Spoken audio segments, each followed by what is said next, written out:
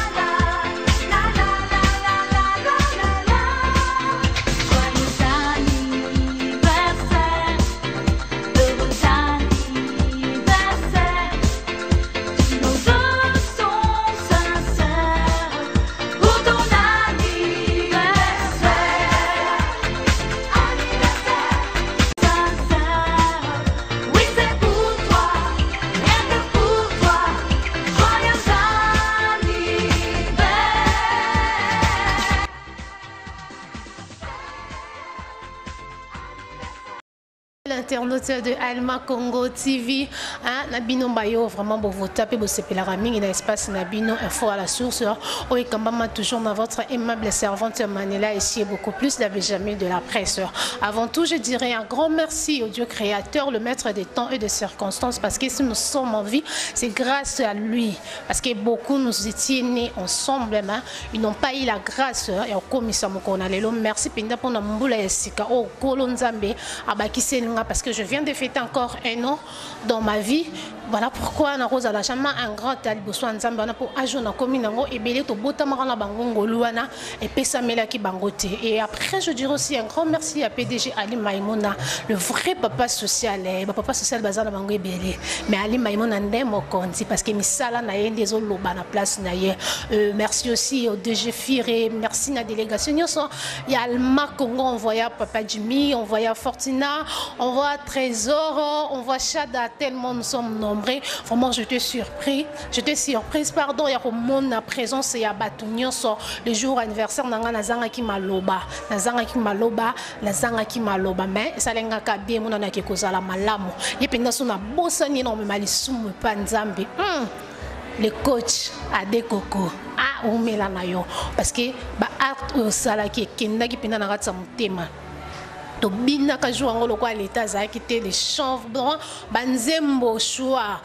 j'étais vraiment à l'honneur ce jour-là. Couleur café sur Willery, on a vraiment eu une belle chanson. Il y a bien. Là, aux ans qui chassent à Obetika, tourne en couleur café sur Willery. Les colos, vraiment, il y a un bâtiment, il y a un restaurant Alibaba. Donc, so yeka wana na café na couleur café, musique et zawana bandara jeudi, vendredi, samedi et dimanche. Donc, bah faire interprétation, il y a chant, il y a faire interprétation, il y a Kofi, interprétation, il y a Wera, interprétation, il y a Binadama, interprétation. Donc, il y a des musiciens, il y a papa beaucoup. Donc, quand tu es là, on n'a jamais de si, jamais de si. Donc on est là, 2 ans, il y a papa, il y a il y a Gilles Chungu Wembadio et Lekaki. On n'était pas vraiment beaucoup sur scène dans la couloir pour nous voyez ni les Simbaki ni les Simbaki. Voilà pourquoi la Benjamin n'a boulaka mingi na boulak na bakité. Batu baro sepela na bango mais baro leka ko sepela bananda koute. Voilà pourquoi aujourd'hui na keko kundole la bino malgré qui ma TV mikolo malgré boya ba image ma grâce à Manela ici ko yebaka ko solo la ko za la peka bien de sali ke lelo anzima tout ça la na ye interview to émission oyo pona kaka ko ça la synthèse il y a organisation, il y a deuxième anniversaire, il y a disparition, il y a Gilles Chungu Wemba Dio Papa Wemba. Moutongo azanani o Manela yambi lelo. Ah, yambi tosha. Yambi tosha parce que na minute yenda simbi masolo a groupe. Yenda simbi penza masolo na minute oyo ya mouvement ya Viva. Na yende vraiment toujours maton ya kosala moi bilan qui a ce qui concerne 2 ans.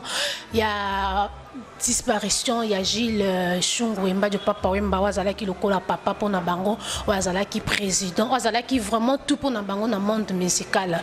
Yende nazana na plateau ah besoin mon invité déjà là à qui je dis bonsoir Tosha. Bonsoir Manela. Déjà, avant tout d'abord un mot gentil pour na batunyon so oh ba se déplacer qui ba tika qui ba misala na bango ba tika qui ba préoccupation na bango ba sala qui descente na bango na Kinshasa awa pour na ko lela lisusu le kondo Gilles Chungu Wemba Dio. Ngana loba merci na loba na pesa pena merci na tout le monde na dit que pour ça il y a star, il y a Ndengwana, Papa Wembesila Bangote, na opesa bango pena merci, vive la musique na bango eza, ba soutenir peu vive na bango. Donc merci à trop quoi. Merci beaucoup aussi hein, de ma part na ba délégation Nyonso Boyaki et tout ça na Congo ah ba musicien ba kufa ebele. Mais comment on ndenge makambango ezo leke ezo kendele ya Papa Wemba, c'est toujours eza mystérieux kaka. Liwa na ye ezo ka baton alala 2 jours matanga moko 3 jours na mboka et puis ba moment anniversaire na ye ba festivité, ça vous fait comment? Bon, nga nako kamwate, nga likamo nako kamwate. Pour naeba ki nga naeba kango ke Papa Wemba za star international donc aza na Afrique pena donc net na Congo awape azaki numéro 1 yango no moni ke na fanda ki na pendant 20 ans donc depuis na côté na jeune âge tilelo na komi pe papa na bana quoi donc na comprendre yango na likamo na kamwate. Il y a le baga de génération en génération. Donc, il y a un peu salamara. Donc, on n'a aucun moitié quoi. Retournons un peu en arrière de son vivant quand il était, il avait dit que ça peut arriver un jour à Koufa sur scène. Okay? Sur scène comme ça, il monte, il part. Et Tosha, étant que moi, étant que mon bondi vraiment il y a Viva là, surtout que tu étais aussi na scène. Leur papa a kataki motema en voyant ça nako kanisa malobawana tout ça peut nous dire quoi?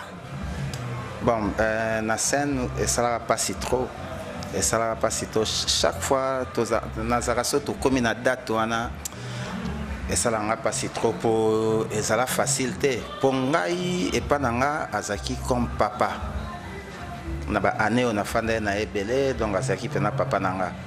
Bon, souhait ya mutu ezalaka ndenge nzamba salaka nzamba ko kisaki ndenge oya bana ko souhaiter yango na pesa que sali toujours avec un soldat donc un vrai soldat.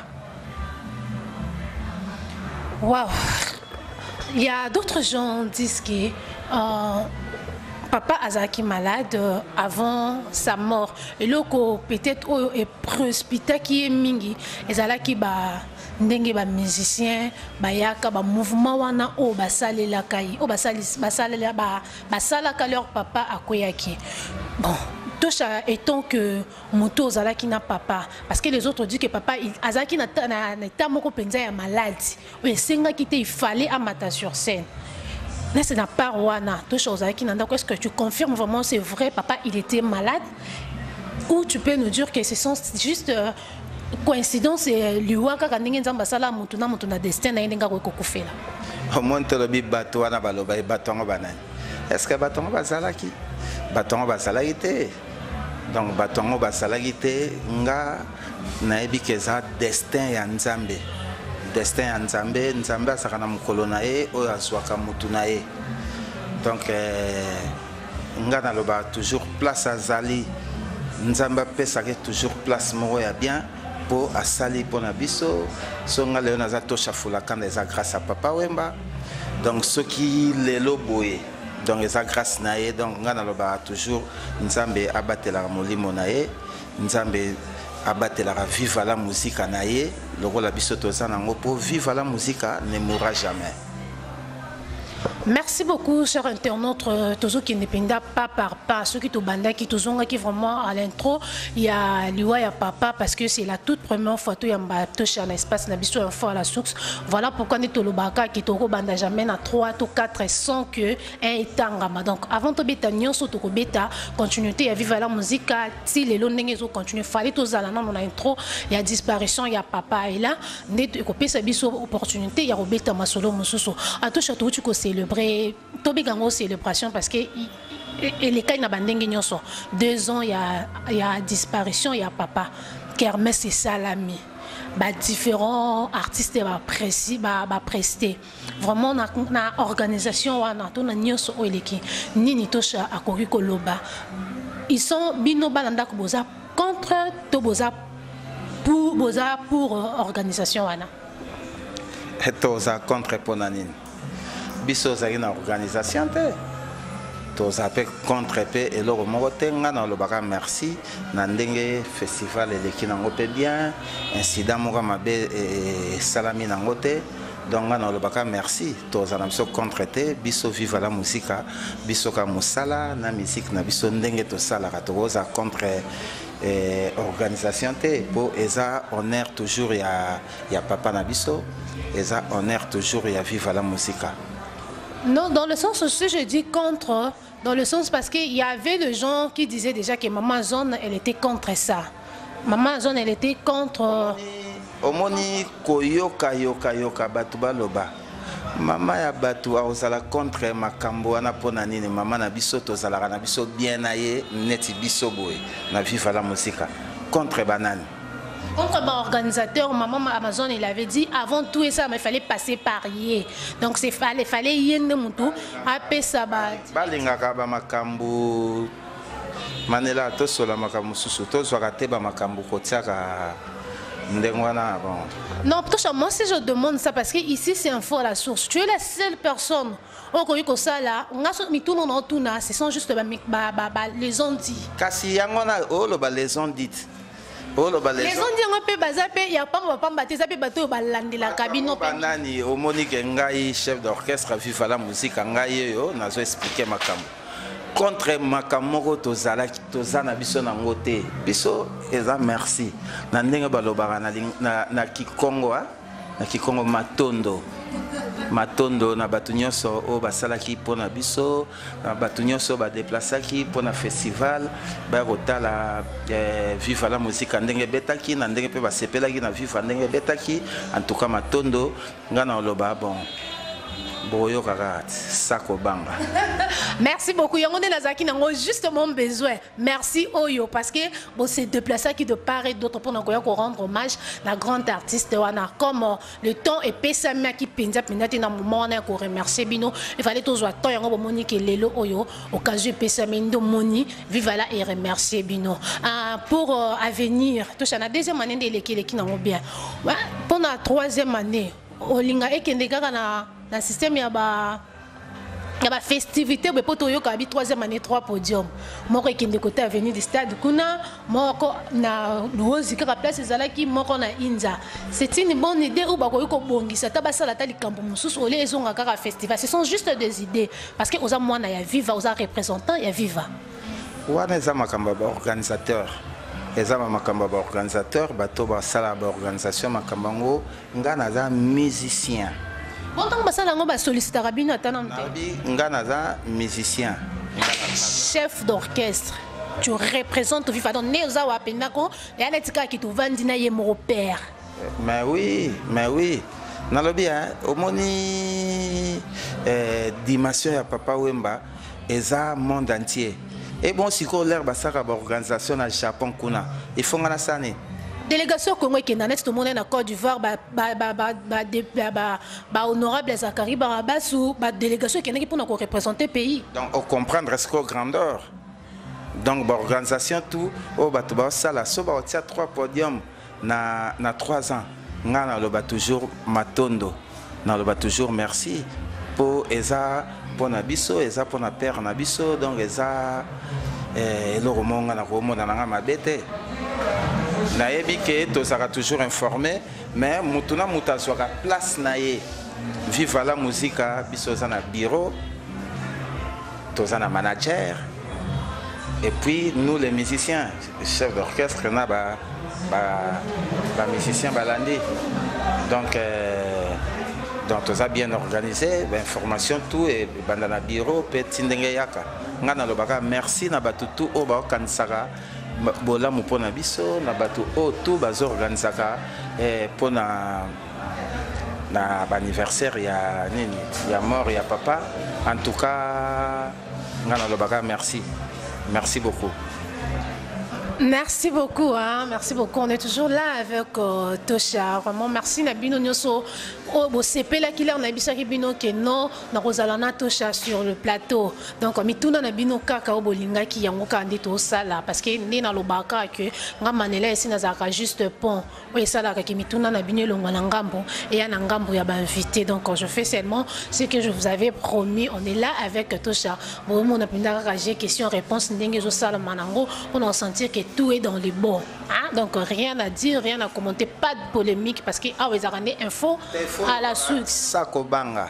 Sankobanga, voilà, Mikolo to bakisi sika, on appelle biso siko Sankobanga sans complexe. Et donc l'équipe biso kaka, l'équipe biso exacte pour mutam tazana date de naissance nae. Donc Sankobanga randenge yemoko to chafula kanda otoloba awa Sankobanga il faut la succès. Tout ça maintenant on peut parler na mouvement Viva la musique siko ko pesa biso position ezandeni. Ouais, Viva la musique ça bien. Viva la musique ça bien, Viva la musique ça na studio. Donc Tobi misa album na biso avec Tosha to solo li maxolo et tali festivité ya papa a suko to koti penda na masolo ya Viva to yeba évolution ya Viva la minute o lo kwa Tosha ndé vraiment za numéro 1 na Viva la musique ine mto kopisa biso ma éclaircissement à ce qui concerne le groupe Viva la musique de fait Papa Wemba Tosha mouvement suko na minute oyo ils ont évolué comment? Ouais, mouvement kitoko, mouvement pena très pépélé. Siko toza na kati ya studio, toza pena en plein studio. Donc tobim sa album na sika Sankobanga système de jeu. Donc eza album moko eza na 14 titres. Donc sauf imprévu et obima le 14 juin, jour anniversaire à papa. Donc les albums moko soki boyo kiango en tout cas na bi ke bato belé ba moi mais biso toza ba oyo ba élève ya grand maître. Donc maître d'école ya tangi sagi biso o atangi sagi biso siko to relaxa na public o to tangi na et pas grand maître donc ça bien tout ça pas appel na un grand arrangeur Maïka Mounan.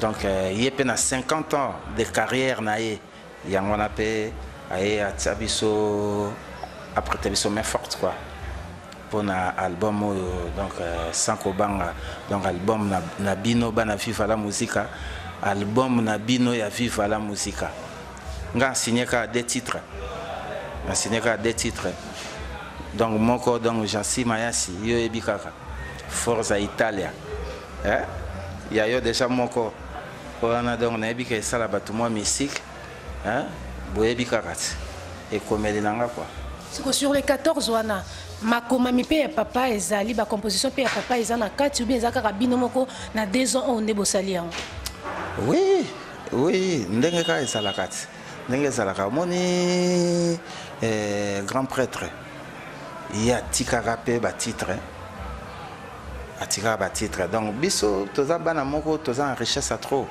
donc toza riche par rapport ya ba œuvre au père na satikala biso donc répertoire na enan auto betaka na répertoire o yaye Oui, bimari nanouté. Donc, moi, quelques ans, donc, batubayo kaka ba dimension pour talaga niveau wana. Si vous bisopé, to pousanega na ndenga ngokwa. Vraiment, netina wangambu ya ba oye moko papa salaki. Lokola na minutes o azate. Eko cause bino torté na ba live to na ba concert pour na moto ko remplacer voix na ye na ba live na ba nzembo ye moko atika ki déjà ayemba ki déjà o boti na kati album. Na otolo bango awa biso maître d'école à l'extérieur biso to ekolaki.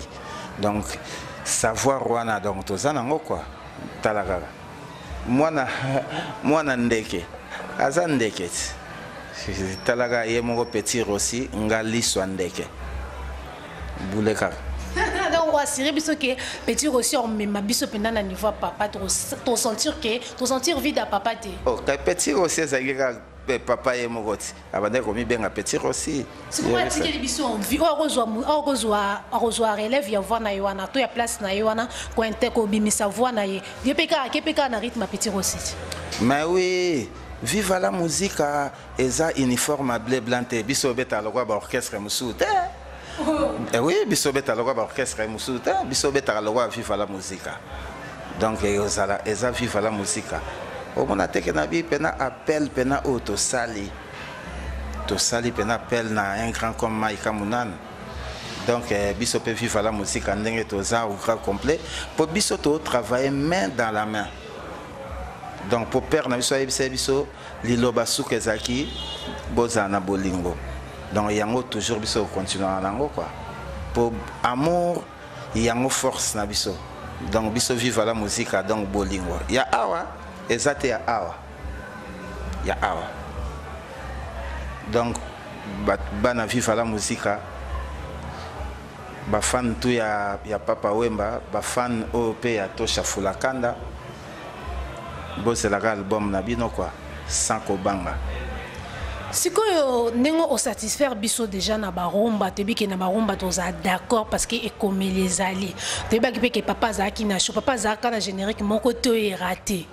Ce que le quoi papa zate est-ce que tokobina soki tokobina danse nini nana robini sabiso na générique et Bob Jamusket boyebiete azaka kana groupe okende wapi vive la musique bo kansela ngo te ke la musumuta ko longo ake kuna ok salani yo betana papa we mo longo ok kuna ok salani et salaka sa netinga talaga iye moko alobaki boza ba leader po ye moko for idole donc ye formateur des idoles quoi donc ye moko nde mutu soka tangi yo komi leader atanga bato ebele abimisa bato ebele oh yo yebi te ah oui baza pe ba leader lelo ba petit nanga baza ba leader mais ngaya ba benga nga yo idéologue donc c'est idéologue quoi. Merci beaucoup Tosha par là tolobaki Tosha confirmé biso ke vive la musique bozaka kaliboke ndenge papa tika kibino bino nyonso bozalaka dernier jour sur scène na papa bozaka ka ndenge bozali ti lelo. Ben l'air nga nazo confirmé donc c'est que est vrai. Vous comprenez? Pour ça va nzete ça rappelle na misisa nango pe nzete ça na racine mo benga coiffe.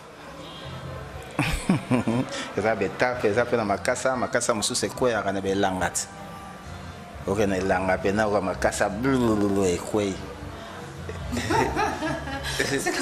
Parlons des choses d'une actualité. Mikolo yo toujours mon na écran Bénédicte, danseuse Nabino, chanteur Nabino, chanteuse Nabino pardon, a salipe nzembo na ye. Elle est toujours na viva ou juste ka nzonzinge permettre moi na beta. Makamni yo zoka moi na viva. Yo monyo orchestre age na O makambo kama na viva ya ngona. Wa makambo esala maka. Yo kanisa orchestre âge na. Tosha, so to tuni bona minute oyo. Tozana droit ko tuna parce que influence au papa et mokazaki nango de son vivant. Nana minute on ndenge papa zate c'est différent. Moni l'air yemo papa zaki mutakoza la ke azongo takate.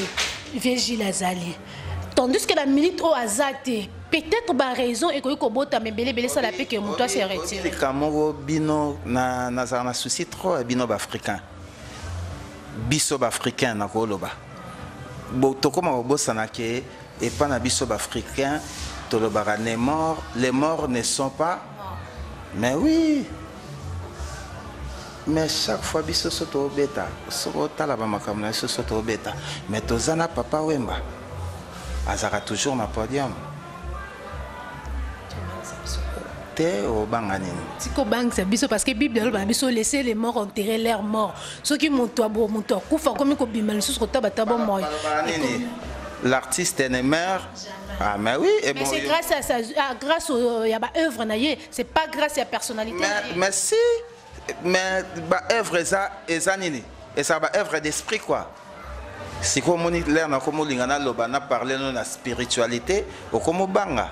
Na bangi te na bitika ko bangisa biso parce que ba la to beta ka papa za bangi si te biso to za africain oui azawana azara chaque fois donc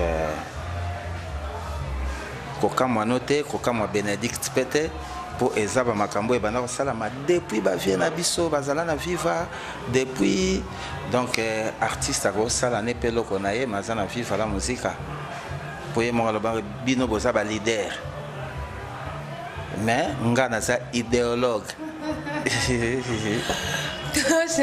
Merci beaucoup. Je pense que tous qui ne pendant sérieusement et doucement à bon comprendre biso bien parce que émission les appendent émission à calme tellement na yambi muto à dou photo mais la peka émission on a dou. Donc est-ce que tu peux nous dire relation nini to chazan ngo na ba grand ya âge par rapport na ye na ba petit o nyonso ba évoluer na viva mais ba sala ba tracer ba chemin na bango mususu relation nini to chazana bango ya ba grand ya ba artiste au baleka na FIFA. Oui ba grand na ba âge par rapport peut-être na ba o ya ba âge PAC par rapport ya tosha mais baleka na vivre beau travailler ensemble relation nini to chazana ngona bango.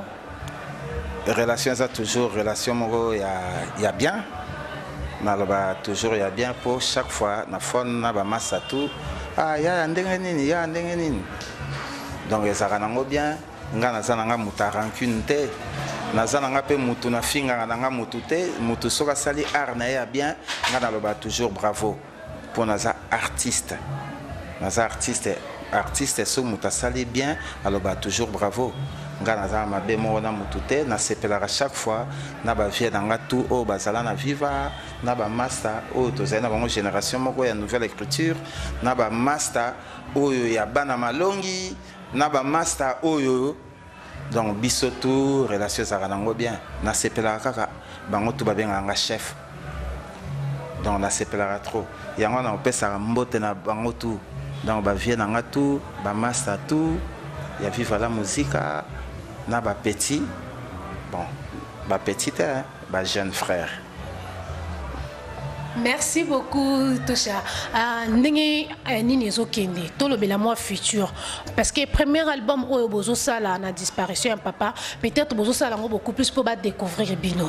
Est-ce que ça peut aussi arriver na deuxième album ou troisième album na absence papa bo beta peta ba featuring na ba figure mususu o ezalaki na viva mais et ça là ba et tracer ba chemin mususu.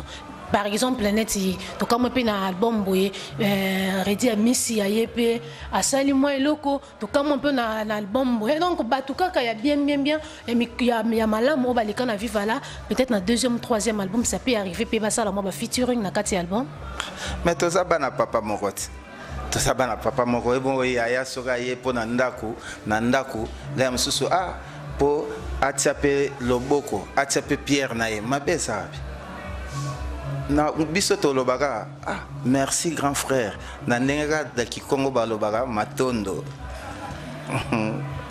Merci fidèles internautes, j'espère que l'émission Oyo Kosala Bino bien makasi, boko sepela makasi, nenge le lola Benjamin de la presse manela ici à l'obisi Tosha. Parce que ceux qui te continuent dans ma solango la minute Oyo, ils en a 3 ou 4 missions T. Oyo Penda Fulakanda 8 ans naie, andimi invitation. Donc je suis vraiment séduit na considération oyo na amour oyo. Voilà pourquoi je dis un grand merci à Tosha pour na koyamba invitation na ngai un mot gentil na balandi nyonso ya info à la source et puis na balandi nyonso ya bonne musique vraiment ba moré ya vivre à la musique oyo ba yebi baza penda bazala ki penda na sûreté que vivale ko beta album vivale ko binisa ko binisa bango lisusu na ndengo promettre biso le 14 juillet sortir ya album avec 14 titres.